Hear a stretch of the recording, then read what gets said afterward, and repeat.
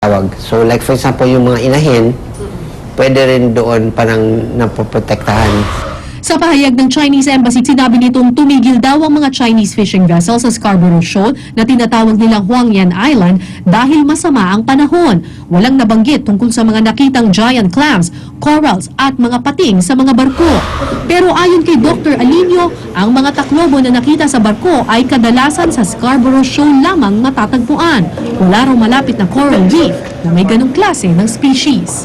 Para sa unang balita, Cara David reporting.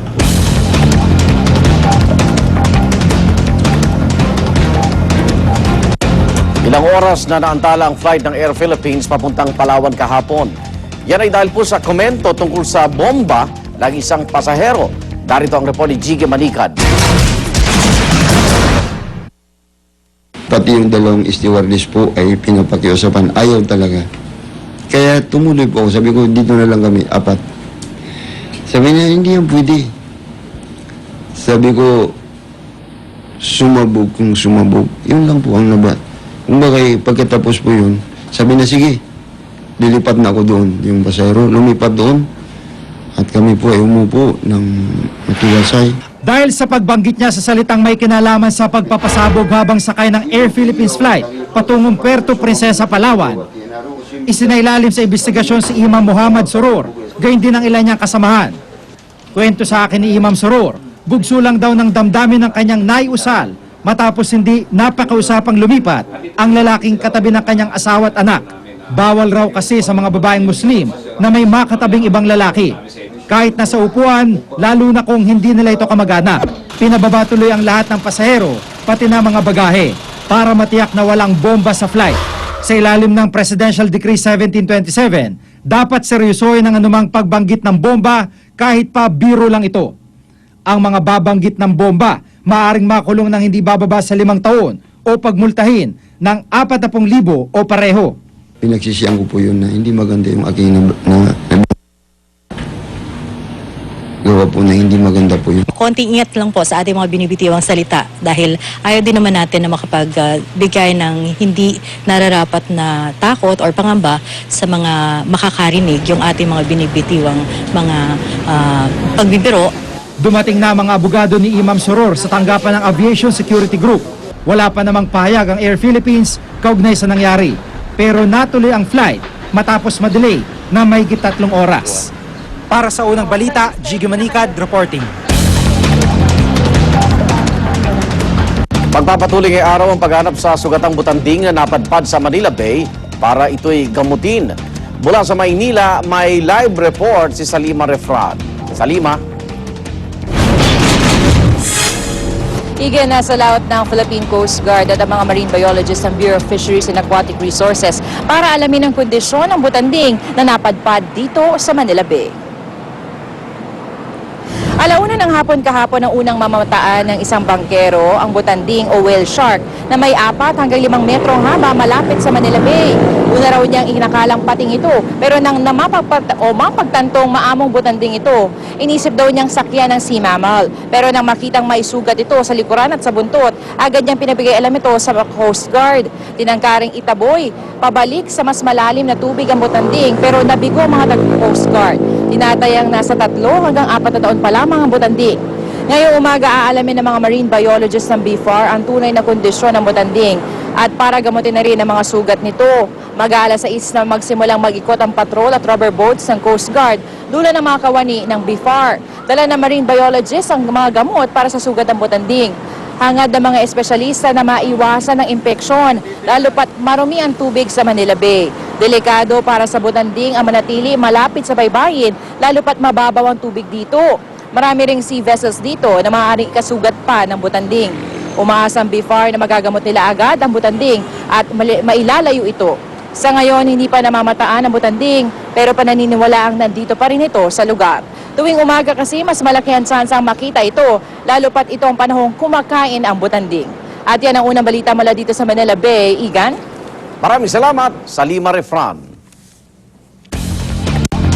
Sumugod ang ilang residente ng North Triangle at ilang militante sa bahay ni Pangulong Noynoy Aquino sa Times Street, Quezon City. Nag-ingay at nangalampag sila sa gate. Pinoprotesta nila ang nakatakdang demolisyon daw sa kanilang mga bahay para bigyang daan ang pagtatayo ng Quezon City Central Business District.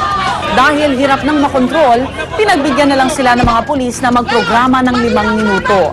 Pagkatapos ng programa, kusa rin silang umalis sa Times Street at nagmarcha pabalik sa Sitio San Roque.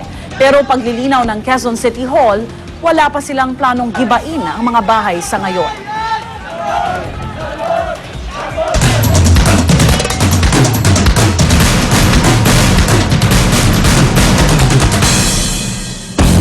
Inaabangan pa rin ng international community ang pagpapakawala ng rocket ng North Korea ngayong araw. Hindi natuloy ang rocket launch kahapon dahil sa di magandang lagay ng panahon. Narito ang report. Inabangan ng buong mundo ang pagpapakawala ng North Korea ng rocket kahapon, pero hindi ito natuloy dahil sa di magandang panahon. Gayunman, todo alerto pa rin ang international community, lalo pat ayon daw sa intelligence report mula sa US Pacific Command, ngayong araw posibleng paliparin ang rocket. Kahit nanawagan ng kanilang pamahalaan sa international community na maging kalmado sa gitna ng banta ng rocket launch, nangangamba pa rin ang ilang taga-Dandong China na katabi ng North Korea. Naniniwala silang posibleng may panganib itong hatid sa kanila. Nag-aalala rin ng mga residente sa South Korea. Ilan sa kanila nagtungo sa observatory ng North Korean border para makita kung ano na ang nangyayari sa kabilang bansa. Tulad ng kanilang pamahalaan, naniniwala raw ang mga residente na ballistic missile ang rocket. Nauna namang sinabi ng Japan na nakahanda na ang kanilang missile defense system para sa lagim at pabagsakin ang rocket ng North Korea. Para sa unang balita, Isay Reyes reporting. Makibalita naman tayo sa patuloy na paghahanda ng mga taga Bicol sa inaasahang rocket launch ng North Korea. Mula sa Albay may live report si Marisol Abduraman. Marisol? Rhea, matapos ang hindi matuloy kahapon itong rocket launch nga ng North Korea, inaabangan naman ngayon kung itutuloy na nga ba ng North Korea ang kanilang rocket launch ngayong araw. Tila nakahinga nga ng maluwag kahapon ang mga taga Bicol pati na ang mga taga OCD nang hindi ituloy ng North Korea ang kanilang paglulunsad ng rocket. Gayunman, para pa rin makasiguro, naghanda ang mga quick response and recovery team para sa deployment sa ang lugar man sila kailanganin. Ang mga taga OCD naman, personal na nagmonitor sa mga coastal area dito sa Albay. Kasama na rin kasi sa kanilang mga binabantayan ang coastal area na nakaharap sa Eastern Seaboard. Nalinawan naman ng mga residente ng Bakay, Albay, kaya mas panatag na raw ang kanilang kalooban ngayon. Pero para sa ilan, gaano man daw sila ka-well-informed sa rocket launch ng North Korea, di pa rin nila maiwasang mangamba. Meron kaming budget noon. Siyempre. Budget po para sa Para sa pagkain ng mga tao. Pero yung initial lang talaga. Nga, tayo natutuwa na hindi na muna natuloy, at least regroup tayo and assess yung situation. Lahat ng contingency plans natin are in place and we'll continue to implement yan. Rhea, tulad kahapon, pagpasok nga ng window na ibinigay sa atin ng North Korea, dito po sa Bicol Region, hindi pa rin po ipinapatupad ang no sailing at no fishing. So, ibig sabihin, malaya pa rin mangisda at maglayag po ang ating mga kababayan dito. Pero oras po na meron na nga tayong kumpirmasyon na magkakaroon na nga po ng launching o na-launch na nga po ng North Korea ang kanilang rocket, ay agad itong ipapatupad dito sa Bicol Region. Rhea. Alright, maraming salamat, Marisol Abduraman. Lalaki pong walang bahay at sa kariton lang nakatira, nag-aalaga ng mahigit 20 aso't pusa. Kahit hirap sa buhay, hindi raw nakakaramdam ng lungkot si Mang Rudy Reyes dahil sa kanyang mga alaga. Narito ang report ni Lala Roque. Bidang-bida ngayon sa Facebook si Mang Rudy at ang kanyang mga alagang aso't pusa. Sa litratong ito, 16 pa lang ang kanyang mga aso. Pero nang puntahan ko siya malapit sa kanto ng E. Rodriguez at Banaway sa Quezon City, 20 na raw ang kanyang mga aso.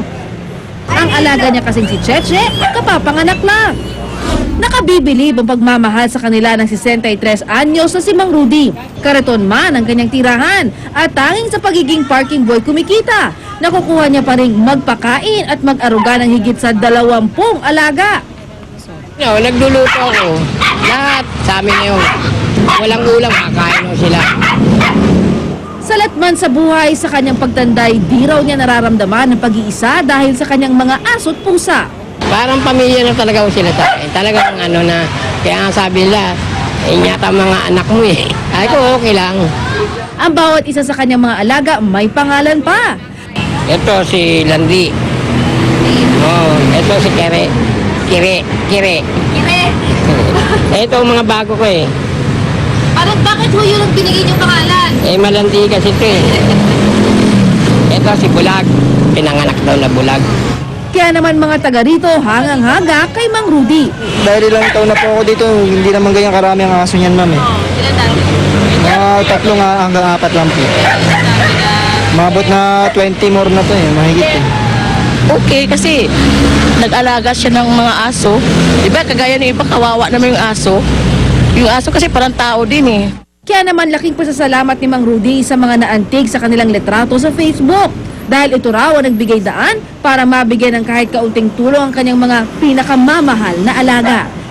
Para sa unang balita, Lala Roque reporting. Babaeng tubong Davao, kauna-unahang imigrant na nanalo ng pwesto sa South Korean Parliament. Mga bida ng The Avengers dumalo sa premiere ng pelikula sa Los Angeles. Huwag pa huli, tutok lang sa unang balita.